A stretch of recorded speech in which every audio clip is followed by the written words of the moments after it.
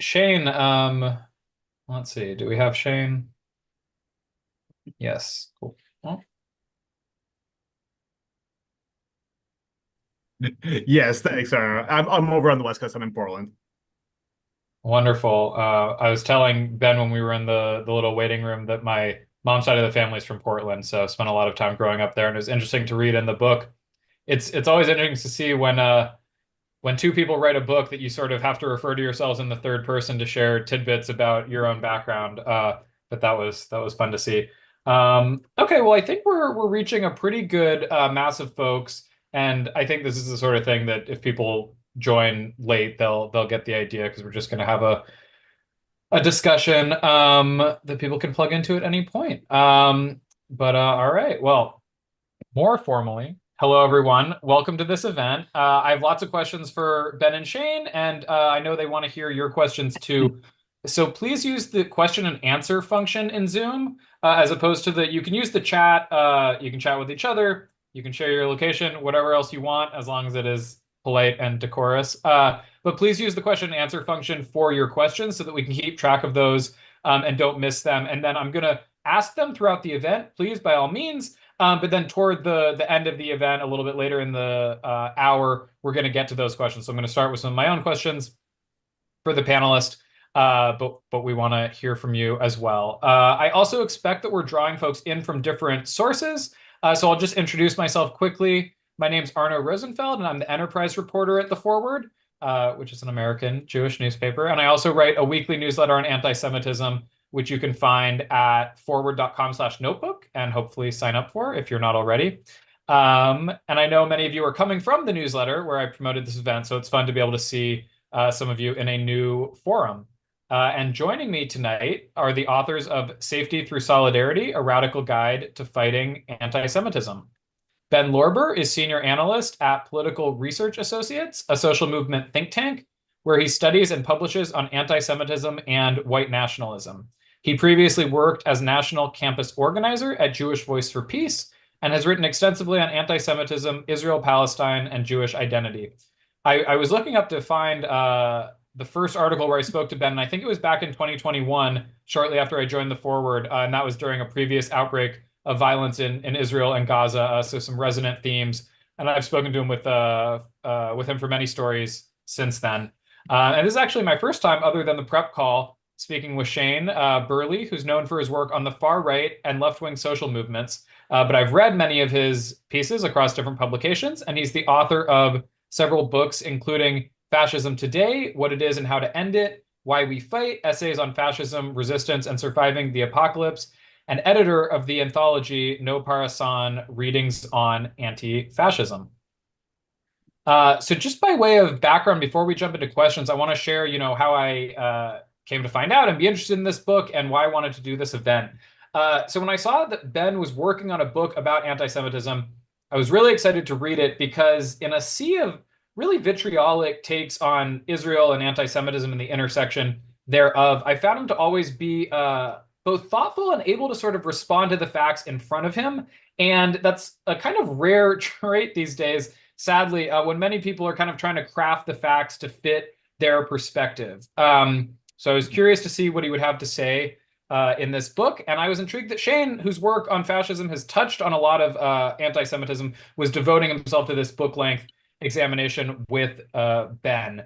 And I have to say, it didn't disappoint. The book was a really comprehensive left-wing analysis of anti-Semitism that weaves together history and political theory, a lot of footnotes and references. I found myself circling, different sections to go check the endnotes and find some more reading. And it also includes, actual incidents of anti-Semitism, different anecdotes, practical advice. So I do recommend it to folks who are interested in this topic. And one of the reasons I wanted to do this as an event and really hear from both Shane and Ben is we see a lot of progressive criticism of the mainstream approach to fighting anti-Semitism, especially around Israel, but beyond that as well. But as Shane and Ben write, and I am taking this a little bit out of context, but I think it works. You guys write at one point, critique and judgment do little to change political realities. Mostly it just pushes people to curl up into a ball of terror and fear and shut down. And so I'm sure that folks in the audience won't agree with everything that Ben and Shane wrote in the book or everything that they'll say during this program, but they've made a really earnest attempt, coming from their political perspective, to go beyond just that critique and judgment and propose some solutions for Jews who might not be curled into balls, but find themselves afraid of anti-Semitism, not quite sure the current approach is working, but unsure what to do instead. I hear from a lot of these folks, and hopefully some have made it into the audience tonight. And as a little disclaimer, I also have to say, because I do hear from other folks, that this isn't an endorsement of the author's approach. The Forward doesn't do endorsements. What we do is something that is increasingly, and I think tragically rare in the Jewish community and in Jewish media, which is to provide a platform for audiences like this one to hear a wide breadth of interesting and important ideas, in this case, about anti-Semitism.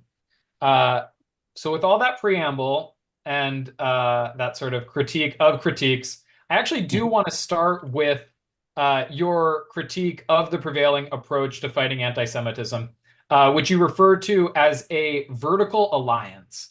So could you explain, whoever wants to start, what the vertical alliance is, what it refers to, and how it impacts where some of the Jewish establishment leaders focus their attention? So, for example, why we hear a lot more lately about progressives on campuses as opposed to, say, Christian nationalists in Congress. Mm. Well, thanks so much for that intro, Arno. It's really great to be here. It's an honor. And yeah, so yeah, I guess the vertical alliance is a term that has been used a lot in Jewish studies. We aren't the first to coin it, but yeah, it really refers to the broken priorities of much of the American Jewish establishment. Too often the fight against anti-Semitism is siloed from other forms of oppression. It's as you said, the leaders of some of the largest mainstream communal institutions, like the federations, or the Anti-Defamation League, focus on stamping out anti-Semitism they perceive in the movement for justice in Palestine, while doing relatively little to combat its seismic growth on the right. And we call it a vertical alliance because often this involves an alliance with power, right? An alliance with, say, the bipartisan political establishment to pass laws like the Anti-Semitism Awareness Act, which is still in Congress right now, that would use the levers of the state to potentially to penalize or to make illegal a broad category of speech that's critical of Israel, or it's the state of Israel, say, making an alliance with the U.S. government and building higher walls and tighter borders. So it's this broad idea that only by allying with state power will Jews stay safe. And I think the alternative that we propose is maybe you could call it a horizontal alliance, only by allying with other groups who are marginalized and oppressed, only by building horizontal relationships of solidarity and grassroots movements for broad change against anti-Semitism and all forms of repression. That's where I think Jews can find the most reliable pathway for our safety. Yeah. Yeah, Ben, I think you said it well. I also want to thank Arno. I'm a big reader of the newsletter, so I'm happy to be here and excited to be part of one of these sort of panels at the Forward, kind of adding to the Jewish culture of debate. I think, as Ben talked about, and a number of people I interviewed when reporting for the book would actually tell me, be like, building a sort of connection with those in power, that is the Jewish way of solving these problems. And a number of people said, well, this is historically what we've done. We've worked with, leaders that were allies of us on the one hand, and then built up a sort of strong support for the state of Israel as another sort of defensive mechanism. And we talk throughout the book about those sort of two temples, sort of political centrism and stasis on the one hand, and kind of a pro-Israel consensus on the other, have not actually proven to decrease anti-Semitism. They haven't have provably defended Jews, kept Jews safe. But what they have done is kind of moved us away from the world of social movements where we can build kind of cross-community alliances to go after common issues. So instead, in the book, we talk about what are the elements that really drive anti-Semitism, not just as a perennial hatred, not as something that's impossible to solve, but what are the material things that actually motivate anti-Semitic ideas, conspiracy theories, and things like that. And then how can we build community movements that kind of can target those shared sources of oppression? And so we want to move a little bit away from what a lot of sort of technocratic organizations have thought of as the solution to dealing with anti-Semitism and bring it back to communities. What can we do to be safer? What can we do to build alliances with our neighbors? How can we use social movements? And how can we push for a world that makes really big change on some of the fundamental underlying issues that lead to anti-Semitism?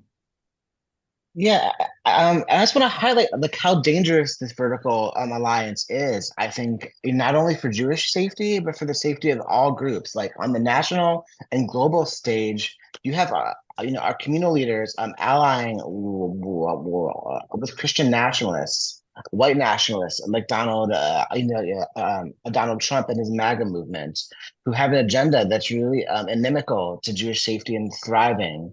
You have, you have the head of the Anti-Defamation League, handing Jared Kushner an award at their Never Is Now summit that happened recently and saying, I don't care how you vote, we have to praise one of the people in the horrific Trump administration. Or you have, just to give an example, just from yesterday, in the UC school system, over at the University of California, their latest strategy to fight anti-Semitism is to ban masks, right? On the grounds that, like, by banning masks, they can crack down on Palestine protests on campus. This also bans masks that people wear, as public health and safety measures in the ongoing COVID pandemic, right? So the strategy of allying with power is really disastrous for Jewish safety and for the safety of all marginalized groups. And this is perhaps a little bit related. Is one way that we hear a lot of mainstream Jewish leaders talk about anti-Semitism is sort of in terms of extremes. So the idea is if you go far enough to the right or far enough to the left, you will find anti-Semitism, and that there's a center that is safe for the Jews, and that is a center that is often where you find, for example, members of Congress who will pass bipartisan legislation about anti-Semitism. It's where you find collaboration with, high levels of, federal law enforcement, for example. And sometimes this idea of the extreme right and left is presented as sort of a horseshoe. So the idea is that the far left and the far right meet at a point in sort of a cesspool of anti-Semitism and conspiracy theory, and that they're basically the same once you get to that anti-Semitic extreme. And in your book, you talk about anti-Semitism across the political spectrum, and we're going to get to some of that later in what you write about anti-Semitism on the left. But you make a special point to describe anti-Semitism as what you call its foundational home as being on the political right. And you say that the right remains the most direct threat to Jews and all marginalized people. So I'm curious what that means, right? If anti-Semitism can be found across the political spectrum, why do you think its foundational home is on the right? And what is a foundational home for anti-Semitism? Yeah, I mean, so if we think about what defines the right, one is a sense of a sort of rigid hierarchical identity. One that has, at least in the American context and to a degree in the European context, has been Christian, has been white, maybe ethnocentric on a more national level, but has historically built around exclusion of Jews, at least as the centerpiece of that diversity, right? So as we build up a right-wing political movement in the United States, it's going to be heavily built around Christian kind of hegemony, normalization, and its more extreme Christian nationalism. And at the same time, a racial politic that may exist a little bit on the fringes has moved a little bit more to the mainstream, but also has targeted Jews very, very specifically, particularly the last 100 or so years. And so when we look at like where an actual kind of dearth of very explicit anti-Semitism is coming from, it's overwhelmingly coming from the right. If we look at the numbers, the statistics itself, if you look at ideological motivation of anti-Semitic attacks, for example, it's overwhelmingly coming from the right. If you're looking at the centrality of ideology, so if you're looking at where anti-Semitism really motivates the action of political movements, it's overwhelmingly amongst white nationalists, the alt-right, neo-Nazis, and so on. And so it just sort of overwhelmingly overwhelmingly sits in that one center. And what ends up happening is that if we talk about it as two extremes, we assume, like you said, that both of these sort of fringe political movements see Jews as outsiders and make them unsafe, except one has made it the foundational element on which they built their coalition.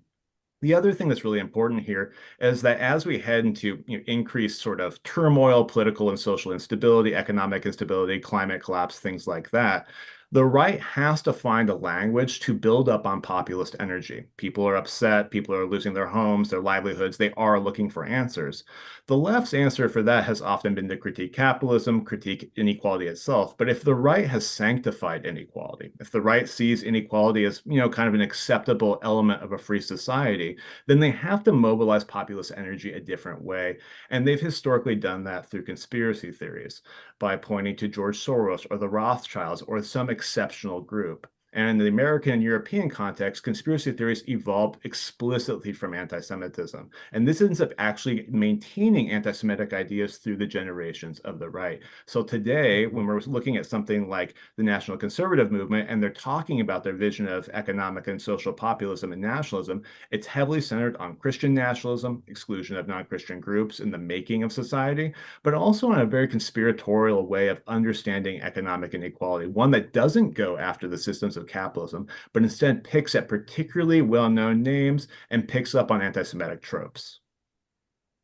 Yeah, I mean, yeah, I would really piggyback off that. There are numerous studies and statistics that have shown, for example, that the epicenter of anti-Semitic attitudes is among the young, Gen Z far right. There are many, studies that have shown this, and we don't have to look, far back in history to know that, fascist, authoritarian, and nationalist, movements, say, in the 20th century, haven't worked out so well for Jews, right? But for some reason, I think in this day and age, we forget this, and we tend to equate the loud noises that we might hear from a few campus protesters on the left with, say, the deadliest attack in American Jewish history at the Pittsburgh synagogue in 2018, and say anti-Semitism is an equal threat on the left and the right. And I think in our kishkas, most Jews ultimately know this is bogus. I think most Jews have consistently agreed that that multiracial democracy is what keeps us safe. That liberalism is what keeps us safe. It's why you've seen it consistent and historically high levels of American Jewish support for the Democratic Party, even if we do have some qualms about the left. And like Shane said, the rise of the MAGA movement, the rise of Trumpism has had these conspiracy theories at the center. And the white nationalist movement, which again is responsible for the deadliest attack on Jews in American history, has explicit anti-Semitism at its core. And next to the white nationalist movement, you have Christian nationalists who want to turn America into a nation for one religious group only, who want to basically turn Jews and other non-Christians into second-class citizens in all kinds of ways that we're going to talk about. So I think it's really, there's a lot of confusion out there right now.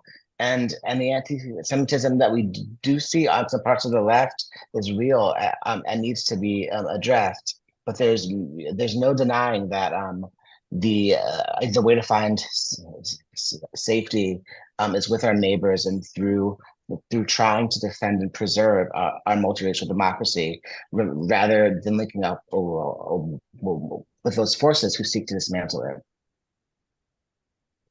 Great. And I mentioned this in the chat, seeing lots of good discussion, and feel free to talk amongst yourselves. But again, if you do want the panelists to have a chance to answer, please use the Q&A function. I see many people are. It's in the bottom toolbar. It says Q&A, and there's a little speech bubble with a question mark. And I saw someone raise their hand, but we can't do anything with that. So again, just put in the Q&A, please. So one of the interesting things, and I mean, you're obviously both coming from the left, but part of your analysis around conspiracy theory is that sort of conspiracy theory is animating and helpful for certain right-wing movements, like the idea of the Great Replacement theory that Jews are trying to replace white people with non-white immigrants in the United States, that drives right-wing immigration policy.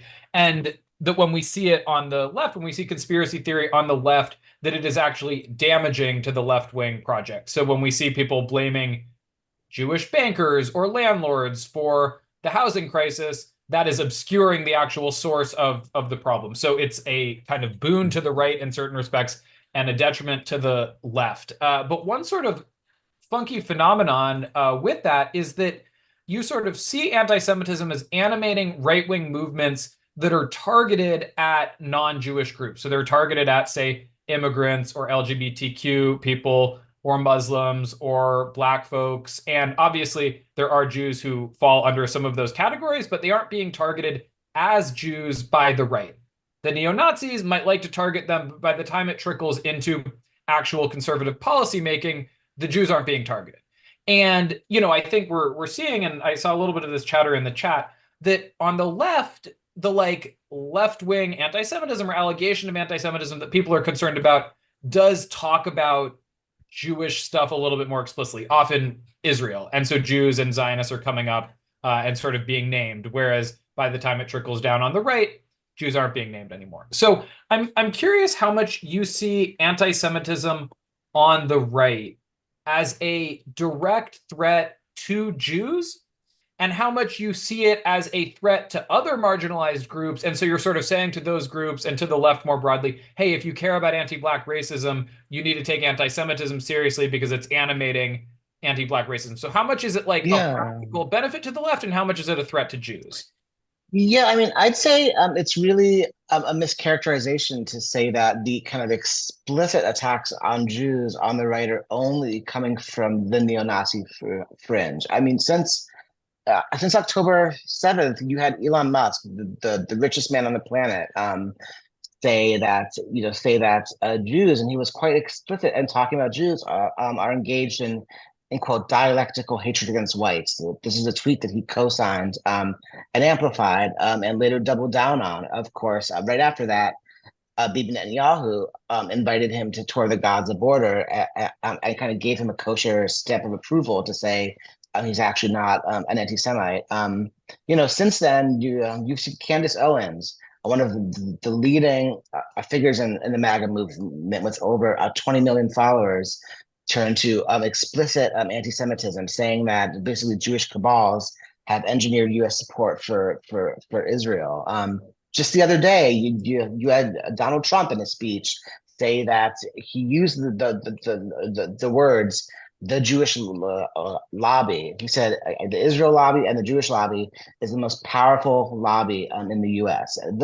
That statement, doesn't get the same headlines as when Ilhan Omar said it's all about the Benjamins a few years ago. And we can debate how much anti-Semitism was in that, but I think there's a big blind spot when it comes to seeing how much the mainstream establishment right doesn't just stop at George Soros or globalist conspiracy theories, and those are still anti-Semitic, but will explicitly name Jews and begin to really scapegoat our communities. So I think it's also worth noting that that when we point to how anti-Semitism fuels anti-Blackness, we aren't saying that one is subsidiary to the other. Like we're saying that they're deeply connected, right? For example, last year or 2022, there was a mass shooting targeting a supermarket in a majority Black neighborhood in Buffalo, New York. That white nationalist shooter's manifesto was obviously deeply anti-Black. It was also deeply anti-Semitic. He blamed a cabal of Jews for orchestrating the Black freedom struggle, orchestrating mass immigration. And he said, we have to get to the Jews, also. We have to get to the Black community first. The Jewish community is next. So these ideologies of anti-Semitism and anti-Blackness on the right are deeply interconnected. These forms of oppression are deeply interconnected, and as we see a rise in anti-Blackness, anti-immigrant xenophobia, whether it's attacks on CRT, DEI, or vitriolic attacks on migrants at the U.S.-Mexico border, we're also seeing a rise in anti-Semitism, and that explicitly puts Jews in danger in this country. Yeah, And I think. Shane, can I direct this? I want to sort of modify the question because I think you Yeah. mentioned that you were working on something about, there's this question of something that comes up in the book is that part of the reason you believe the left struggles to address anti-Semitism like it does other forms of racism and discrimination is that Jews don't necessarily appear to experience the same sort of systemic oppression that other groups do. So certainly there's anti-Jewish bullying that we see, especially where Jews aren't in the majority or there aren't many Jews in an area and schools in different communities in the US. And then we see extreme violence against Jews, street attacks and synagogue shootings. But we don't hear as much about things like not being able to get a mortgage because you're Jewish, or your neighbor, a Jewish neighborhood being disinvested in. So how much do you think Jews sort of actually experience systemic oppression? And what is your sort of message to other leftists who say, hey, Jews seem to be predominantly middle class, upper middle class white people. Why should I be fighting on their behalf? Yeah, so I think it exists. There's a kind of a number of layers to the question here. I mean, I think the first is that we have to acknowledge that anti-Semitism just doesn't work like all other forms of oppression, but none do any of them, right? I think you can't just transfer experiences of one marginalized group to the other and hope that it looks exactly the same. So, like as you mentioned, anti-Semitism is often a conspiracy theory about power, and so it suggests that Jews are this kind of overarching rich cabal that's pulling the strings, and therefore anti-Semitic conspiracy theories are sort of a way of punching up at power. And so that can be an easy sort of populist answer to build up energy, sort of quote unquote, to attack the rich or the imperialists or whoever is sort of like the powerful caste in society. The question is, like, how does that actually manifest for Jews? And it manifests in a number of ways. So like you said, these incidents of pretty extreme violence. And when you look at a lot of the data, street attacks, incidents of harassment, incidents of individual bullying, things like that are actually quite frequent and reasonably severe. They often look different than anti-Black attacks or other kinds of anti-immigrant xenophobia or homophobic attacks, but we would expect them to, but the conditions are different. I think if we're talking about Jews that are incredibly visible, Orthodox, or Haredi Jews, those numbers just go up more and more. And we also see what we might call systemic anti-Semitism in terms of housing and job discrimination. The treatment of Jews in prison, for example, is quite severe. With huge numbers of Jews reporting anti-Semitic violence at a systemic scale. There's a lot of these incidents that aren't particularly well tracked because they're not simply part of sort of the discourse we have, and also they don't really fit well into the reporting mechanisms we often see from large-scale anti-Semitism organizations. So they end up part of a different conversation. But they're also partially because we don't talk about oppression as this interlocking issue. So like Ben talked about, anti-Semitism in a way is not separate from anti-Blackness because they're part of the same sort of rhetorical and ideological scaffolding. And so the same forces that are often pushing systemic policies that target Black Americans also hold anti-Semitic views or Christian nationalist views that marginalize Jewish self-expression and things like that. So we should actually see those as more more connected and less separate, and then also look at issues of systemic oppression the same way. So if we have Christian nationalist policies that are, put into place in the U.S., that creates a systemic threat to Jews, right? It could say it's creates a systemic threat to the diversity of religious expression, Jewish and otherwise. And so we can see that kind of commonality, but we have to see it as sort of one interlocking system. And like you sort of mentioned, the question then is it a threat to Jews, or does anti-Semitism create the rhetorical scaffolding that threatens other marginalized groups? And I think the answer is both, right? And that's actually why we talk about them together. Part of the issue with this sort of vertical alliance we talked about earlier is that anti-Semitism is separated from all other systems of oppression. We don't talk about structures. We don't talk about underlying causes. We only talk about individual manifestations. This thing happened on the street. It was really scary for folks. Someone said this, and it really was intimidating.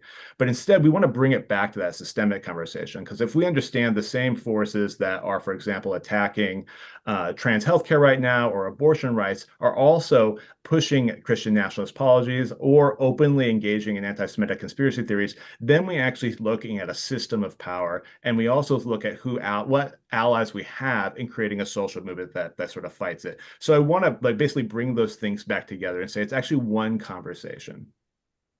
Yeah, and I think that's important to name because I'm seeing this in a little bit in the chat and some of the questions, which we'll answer some of them. I'll put them to you directly a little bit later. I just have a couple more questions, but people sort of saying, "Well, I thought this was about analyzing what the left can do about anti-Semitism," and I think we're hearing a left-wing analysis of anti-Semitism, but I think part of the message in the book is that there are many people on the left who do not have the analysis that you're describing. So for liberal Jews, we hear, well, of course, white supremacy is a big threat to Jews along with all these other groups. But if you're not Jewish and you're on the left, you might not be thinking in those terms. You might be showing up and thinking that you're marching for other marginalized groups. It might not occur to you that these things are interwoven in the ways that you're describing. So that's why I wanted to start with that analysis, because even though I know that some of us have heard it before, I think it's what you're framing in the book to an audience that may include many folks who are not Jewish, not familiar with it. But I do want to talk about Israel because I know that's where a lot of people's heads are at. So my understanding is you both conceived of, I think I saw the announcement for this book prior to last October. Is that right? Yep. Yeah. Back in 2020. Yeah. Yeah. And obviously the ground has shifted a lot. I actually push back often against people who treat October 7th and the Israel-Hamas war and the fallout, including the anti-Semitism that we saw in the aftermath, as a total novel or completely new thing. I think it actually follows a lot of the trends that we've been seeing for years that I'm sure you both were familiar with. But it was an escalation, and we have now, we're into 10 months of headlines and disturbing incidents around the country. Ben, I know you were fairly vocal in the immediate aftermath of October 7th about some problematic things you heard at pro-Palestinian demonstrations, including support for the attack, if I'm not mistaken. And that comes through in the book in several places. And you make this sort of conditional argument that leftists and the sort of pro-Palestinian left need to have empathy for the historical Jewish attachment to Israel, and the reality that the majority of Jews are not going to pass an anti-Zionist litmus test. And I say it's sort of a conditional, and I'm going to read a little excerpt and feel free to correct as needed, but I say it's kind of a conditional statement because you write that it would be unrealistic, and here I'm reading, unrealistic, even problematic, to demand historical empathy and compassion from Palestinians as a precondition for peace and justice, especially absent even the slightest parallel gesture from their oppressors. But for most non-Palestinians, a refusal to seriously grapple with Jewish attachment to Zionism represents a colossal blind spot, undermining the left's aspirations to meet marginalized communities where they are at. If our approach isn't informed by a deep understanding of the underlying trauma and fear that has led so many Jews to put their faith in nationalism, we limit ourselves to a regrettably partial view of the picture, and our attempts to transform the hardened status quo won't be as effective or strategic. It's kind of a long excerpt, couple more sentences.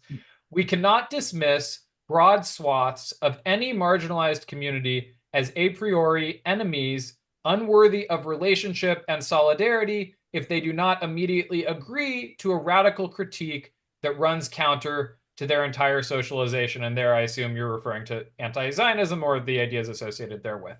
To do so would be to abdicate our responsibility to transform that community, ceding territory to the right. Activists must meet people where they're at, treat them like they are worth more than just their political agreement, and work to move them along issues that matter. And it's a sort of analysis and an appeal to the left that I haven't seen come from folks who are really positioned within the left. Certainly people leave the left or leave liberal politics and say, I had to leave the left or I had to leave the Democratic Party because of Israel. But you're both folks who are still embedded within the left. And to continue my monologue a little bit longer, I'd like to press you a little bit on how realistic your appeal is, this idea that the left should be more open to working with folks who don't embrace or accept anti-Zionism, especially Jewish folks. You write elsewhere in the book about what Israeli scholar Shulamit Volkov calls cultural codes. And you write about her analysis of political conservatives who brand Democrats, and I'm extrapolating a little bit, brand Democrats as cultural Marxists or wokeists or even, groomers or pedophiles, something extreme, and who see Nancy Pelosi and Hillary Clinton as like the devil incarnate. And these are views that are rooted in an actual political critique, but they also seem to have transcended that critique, right? They're not doing an analysis of Nancy Pelosi's like votes in Congress and determining that she's a Marxist. It becomes part of their identity, and they're over here, and those are the evil people over there. And I wanted to put to you that anti-Zionism may have become this sort of cultural code on the left that's transcended its grounded political critique into something more identitarian. I'm a good person because I'm fighting Zionism. Zionists are evil. And so, to the extent that that is something that has taken place on the left, how do you speak to those people, and how do you convince those people that actually, even though you think Zionism is an evil genocidal ideology, you should still be willing to partner with this synagogue that has an Israeli flag on the bima, for example? Yeah, yeah. It's a really big question, Arno. Thanks for raising it. Yeah, we talked, you and I, after October 7th, and I like many Jews on the left was disturbed by some of what I saw from some corners of the left. I don't want to say I don't want to paint a broad brush. I often feel like the media elevates the few voices who celebrated Hamas's October 7th attack uncritically as resistance, including the slaughter and kidnapping of Israeli civilians. Right, celebrating that. I was really disturbed by it, and we've seen that continue in some corners. Now, I think there's an interesting debate to be had on whether it's inherently anti-Semitism. I happen to think it is not inherently anti-Semitic. For example, after decolonization in France, in Algeria in the 1960s, parts of the left celebrated that as a violent process that included the massacre of some civilians among the French settler class, or certainly, characterize all French settlers as settlers, not distinguishing, between army and military and civilians. So whether it's inherently, driven by a fixation on Israelis as Jews, or whether it reflects a broader tendency on some parts of the left to adhere to like a strident and maximalist version of decolonial politics. It's not my politics. I think that we need to maintain seeing the humanity of Israeli Jews as human beings and as Jews. I think we have to draw the line at attacks on civilians is wrong, right? No matter who's doing it, no matter whether it's a Palestinian resistance movement or whether it's the Israeli government. I think attacks on civilians are always wrong and inhuman. And we have seen some disturbing anti-Semitic signs at protests. We have seen since October 7th, people graffitiing Free Palestine on a synagogue simply because it's a synagogue, or harassing a random Jew on the street, yelling "Free Palestine." That happened in Brooklyn just last week, right? So this confusing of Zionism and Judaism, and targeting Jews as Jews out of anger at what's happening in Israel, is anti-Semitic, and it's horrific. Full stop. So yeah, we have seen that, and I think yes, there is a potential on some parts of the left. I think to confuse, to overfixate on identity, and to overfixate on rooting out whether or not someone is a Zionist, or whether or not their Jewish classmate is a Zionist, or this Jewish institution in their community that might have a page about Israel on their website. And when you focus on identity in that way, you're missing out on the military industrial complex. Boeing is upholding U.S. support for what's going on in Israel a lot more so than a random pro-Israel institution that happens to be Jewish down the street, or Christian Zionists who are the largest pro-Israel community in the U.S., right, are upholding Zionism a lot more than most American Jews. So I think we have to look at these broader structures. I've said enough, though. Shane, what do you think? Yeah, And yeah, no, Shane, I like this question a lot. I think Shane, can I just um can I just insert? I want to hear your answer as well. But for both of you, I'm curious. I understand intellectually the argument that you're making. How receptive do you think other folks on the left are to it? So you don't have to answer that first, but Yeah, yeah. Well, I was going to say, the term cultural code, the scholar also used to call anti-Zionism a cultural code on the left. So there was like a long precedent for actually highlighting it as a cultural code. So basically, where the term anti-Zionist ends up being like the term anti-capitalist or something that feels like it needs to be said to have, moral entry into a progressive or left-wing political space. The problem sometimes is that we haven't actually defined what that term means, and its broadness actually conceals some people that don't have foundational sort of liberatory values, right? And so it creates that problem there of what we're even talking about when we use the term anti-Zionist.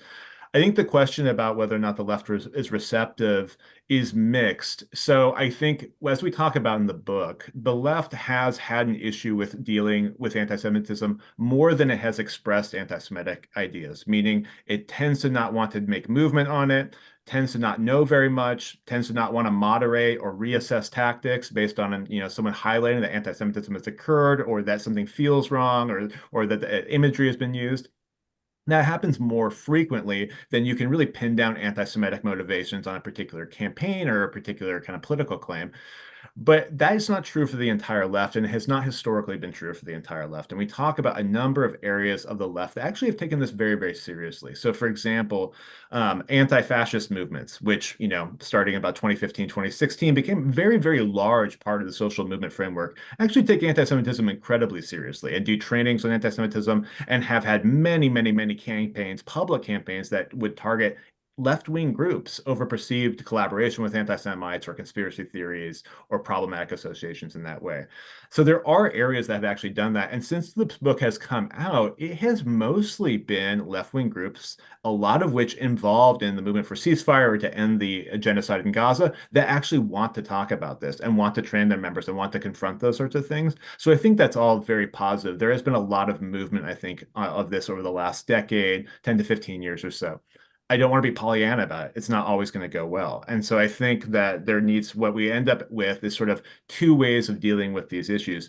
Either you look at a social movement, a left-wing group, and you see anti-Semitism occur, and you decide we're going to deal with it. We'll do education, confront things, try and move stuff along in the same way that you would address any oppressive or bad behavior in a social movement. This is a conversation people have in these spaces all the time. It's really about making anti-Semitism a piece of that conversation, giving people the tools to work with it, and sort of making the case for why it's important. The other choice you have is to basically exclude some folks. And I think that there is definitely people on the fringes of left-wing social movements that people both have excluded and probably should. And I think that's also a conversation that happens in there. But part of it ends up happening when you are a part of the left and when you're talking about this in a way where you've already established a relationship and shared values. So we interviewed one organizer in the book who had put together a training on anti-Semitism and invited all these different organizations to come and attend it. They wanted to get feedback, wanted to make it really good. And so at the end of the training, they asked for some feedback, and then all the organizations, many of which were major left-wing organizations, said some of the most anti-Semitic things you've ever heard. How do we talk about the real estate market when we know Jews control the real estate market in New York, things like that. And so they basically had a choice. We either kind of sever this relationship and start anew, or we try and confront this here. And so they tried to confront it there, and they basically built a long-term relationship with these groups, talking about this, coming back to them over time, moving them along, and they became really serious partners in campaigns against anti-Semitism. It will not happen every single time, but I think the reality is that we're talking about here is that either we are building social movements that can actually change the foundations that create anti-Semitism, or we're retreating from anyone that could be possible partners, and then we have no one to work with on this. And that's the status we are at right now with the Vertical Alliance. We have retreated from the social forces that actually can change society. Instead, we're trying to litigate it with speech bans, mask laws, definitions of anti-Semitism, and that's not working. If I'm looking at the status quo right now, both in the US and Israel, I'm not seeing much working in terms of defending Jews from anti-Semitism, and instead I'm seeing a lot of sort of restrictive social policies that are pushing kind of right-wing agendas that both make Jews and other marginalized groups less safe. great. Well, I think I want to make sure that we have time for audience questions, and we might go, folks want to stay on 5 or 10 minutes past to get more questions answered. I know some people probably have a hard stop at 8. One thing that I saw come up in a couple questions was this, a little bit of pushback on this idea that the right is the foundational home of anti-Semitism. And I know when I was reading the book, when you think back to the Soviet Union, for example, that went through these purges of Jews, I suppose one thing to say, you can say, right, that like, well, because anti-Semitism doesn't belong on the left, if the left does something deeply anti-Semitic, that's not actually the left. Those are, but what do you sort of say to folks who are raising those concerns, right? How do you explain the Soviet Union's anti-Semitism if its only home is on the right? And feel free to take a more expansive view of that. But I think Yeah, that's that's a good question. I mean, we definitely don't want to be Pollyanna, as Shane said. The left has its own traditions of anti-Semitism. The left also has its own traditions of anti-blackness. I mean, look at the labor movement in the U.S. in the early 1900s, late 1800s. There were a whole lot of white workers there who didn't want to ally with black workers. There's been misogyny on the left, right? There's been any other kind of oppression you can think of that exists also on the left because these are forms of oppression that are ingrained in our human society. They're part of the air we breathe. We all inherit anti-Semitism, just like we all inherit a racist ways of thinking or sexist ways of thinking, simply by living in a society that has anti-Semitism or racism or sexism in it. So, of course, these things are going to show up on the left. If you look at the Soviet Union, there were powerful, left-wing movements that overthrew Tsarist rule and tried to build a better world in the early 20th century. They were working in a context of hundreds of years of anti-Semitism, like derived from European Christianity, that was deeply ingrained across Russian society. So yes, it reappeared. There was a lot of laws against anti-Semitism, and they made a valiant effort to fight it. But it also reappeared in the course of history because it takes a long time to work to undo these kind of oppressive ideologies. But I think with any kind of oppression, I think you would say the same thing. Parts of the left can be anti-black or can be racist, but nobody would deny, I think, that racism is a much stronger organizing and structural principle on the white supremacist right. And I think essentially anti-Semitism is the same thing. Sure, it can be anywhere on the left, also on the center, basically anywhere in our society. But the right is the movement that's organizing that force, giving it the strongest expression and putting it as a building block of authoritarianism. Yeah. Yeah, I do want to be aware of what's called the No True Scotsman fallacy of saying, well, if it occurs on the left, then it's not truly the left because that violates the left's principles. I think there is a certain amount of looking at where a sort of radical movement basically strays from its actual goals and movements, and then it's really questionable at that point whether or not it's sort of living up to what it's claimed itself to be. And there's a very long history of that on the left. There's environmental movements that allied with anti-immigration groups like Ben talked about, the labor movement, particularly with like anti-immigrant xenophobia, even up to pretty recently, feminist movement and transphobia. There's a lot of these sort of situations in which the left will take on ideas that you'd think are foundationally a part of the far right and then take them in. When people are looking for a radical analysis and a radical changing of the world, oftentimes they'll take the radicalism that's available more than they will kind of look for the perfect kind of vessel and really think out those foundations. The left that has the anti-Semitism that has historically shown up on the left does often look different. So in the Soviet context, it's really about denying Jewish peoplehood, Jewish identity as a valid sort of a valid framework that people need to respect. And there hasn't really been a reckoning that that's happened. The Soviet Jewry movement didn't really sort of resonate with the left in the same way that other movements have talked about the historic anti-blackness of the labor movement, or there's been sort of like reconciliation and looking back and acknowledgement. And so I think that actually continues to linger in there, and the unwillingness and inability of them to reckon with the particularities of anti-Semitism. And again, part of this is because both it has not been discussed very much, it hasn't been a sense of importance I think just the racial politics of the US make it so that anti-Semitism can be confusing and may not seem as important. And that's part of why we did this book, is to actually inject it back into the discourse and say, actually, there is a tradition of confronting this from the left. And there is a tradition of actually looking back into the left and saying where they failed to meet what they said they were objectively there to achieve. And so I think there's just a certain amount of actually looking back at radical politics in general and asking the question of, is this actually a liberatory movement? And that can span history. That can span all kinds of anti-capitalist labor movements, international anti-imperialist movements, and say, like, are you actually fighting for a better world, or are you just fighting sort of the enemy of today? Great. I also see, and I know there was a question earlier about where people can get the book, which we're happy to answer. There'll be an email that goes out to everyone who attended. So we'll have a link in there. I don't know if I can pull it up in the next few minutes, but you can also Google Safety Through Solidarity and Ben and Shane's names, and it'll come up. So I want to kind of stitch together a couple questions that happen to align with my last question, which I wasn't going to ask, but now I will because I think it ties these together. So I'll just name the question so that you know what I'm sort of trying to touch on. One person asked, how to move Jews, and she referred to neoliberal Jews and helping people leave the cult of Zionism, which is obviously a question coming from a particular perspective. Another person asked, what do you say to those who believe that a Jewish ethno-state is the best way for Jews to be safe? I want to expand that question a little bit because you have this line in the book, and obviously this is sort of a radical leftist critique.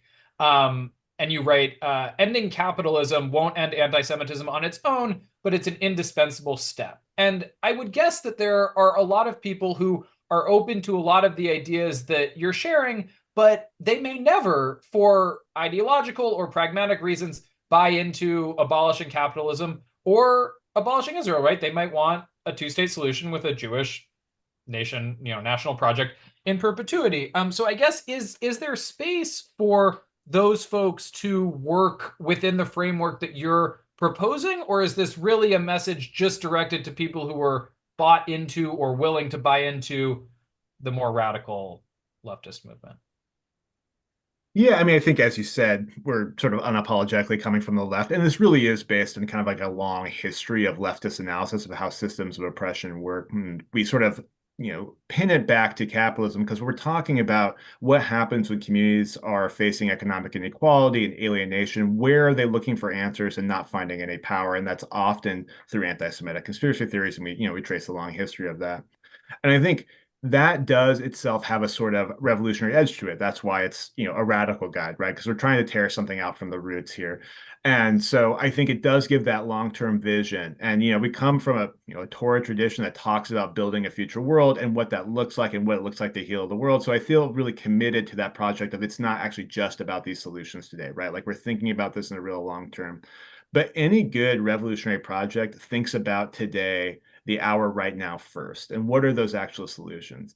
And I think the answer is that we are not seeing them particularly well right now. When I look at Israel, I do not think to myself, what a tremendously safe bunch of Jews. I don't think that the situation we have right now is tenable, or that it's keeping Jews safe, or that it's protecting us against anti-Semitism either globally in the US or in Israel. So I think we actually have to start looking at some different solutions. And I think like acknowledging the reality that this has failed over the last 30, 40, 50 years, that gives us the opportunity to try something new.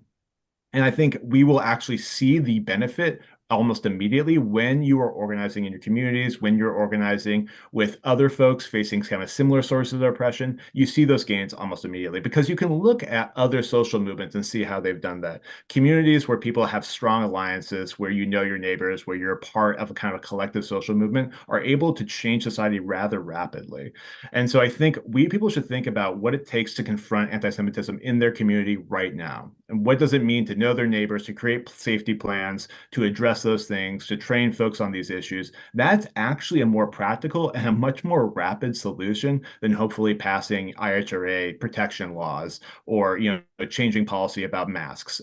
That gives us a much more practical way forward next week, the week after, the year after that. And so I think in a way, while we are talking about the distant future, and I think it's important to keep that horizon, what is possible, a different world actually is possible, but it all is made up of small steps to get there. And so I'd like to invite people in to say, like, if people are concerned or people don't immediately show radical politics, that's something we talk about in the book. That's not actually what we're asking of folks. What we're asking for them is to have a faith in other folks, that talking to them, that building social movements, that looking at systems of power might actually deliver on what they're looking for. And it's one of those situations where people can actually try this process and see if it starts changing the circumstances. Because I think we have to acknowledge that even the fact that we're having this conversation right now notes that something has not been working and it is time to try something else. Yeah, and I'll just add to that, like, all of our politics have evolved and are continuing to evolve. And I wouldn't be where I am today if I wasn't continually open, to the perspectives of a wide variety of thinkers, including those who I didn't agree with fully when I started reading or listening, and many of whom I still didn't agree with fully when I was done. Right. So I'll be honest. Our book is probably not going to have that much of an appeal for people who are firmly ensconced in a MAGA worldview, right? Like, we did one event where there was someone from the audience who was saying, oh, but isn't George Soros an enemy of the Jewish people? And doesn't he actually fund all these progressive movements from behind the scenes? We were like, okay, this person is probably not going to agree with us. They get a lot of their thinking from Fox News. Okay. But for the rest of us, for the broad majority of American Jews and Americans who believe in multiracial democracy, who believe in fighting the advance of MAGA and of authoritarian movements, I think we have a lot to learn from each other. And maybe you don't agree with ending capitalism, but you think there's too much wealth, inequality in this country. I think this book is still for you, and you can learn a lot. And you might not agree with everything, but that's okay. I think now more than ever, we needed to all be listening to each other. That includes me also listening to folks who I don't fully agree with. Those of us who are in like a broad a pro-democracy coalition, whether we're more quote unquote liberal or more quote unquote leftist, we need each other right now. And so I would hope this book has something for everyone. Great. Well, thank you. There are so many wonderful questions that I don't think pushing 5 minutes is going to really help us answer. And that was, I think, a succinct summation, Ben. So I'm inclined to leave it there, which also puts us perfectly on time. I will say, I think Ben put a link in. I also put a link into bookshop.org, which is an independent platform, and the forward gets a commission. So if you are interested in purchasing it, certainly we're happy for you to use that link. We will send a recording of this event to everyone who attended or registered. So if you know somebody who couldn't make it, you can forward them the link, or if you just want to watch it back to soak it all in more, feel free. You can reach me by email at arno@forward.com. That will also be in the follow-up. And I will say I tried to prioritize questions that I don't think were necessarily addressed in the book. So some of the questions like, can you provide some examples of anti-Semitism on the left? Those are in the book, as are some examples, which we didn't touch on much, about where you see the sort of approach you're looking for in action. So that's another thing that folks can find there. But again, thanks everyone for great discussion in the chat. Thank you so much, Ben and Shane. And thanks to our behind the scenes forward staff for making this event run smoothly, and have a good rest of your Tuesday night. Thanks for having us, everyone. Thanks, everybody.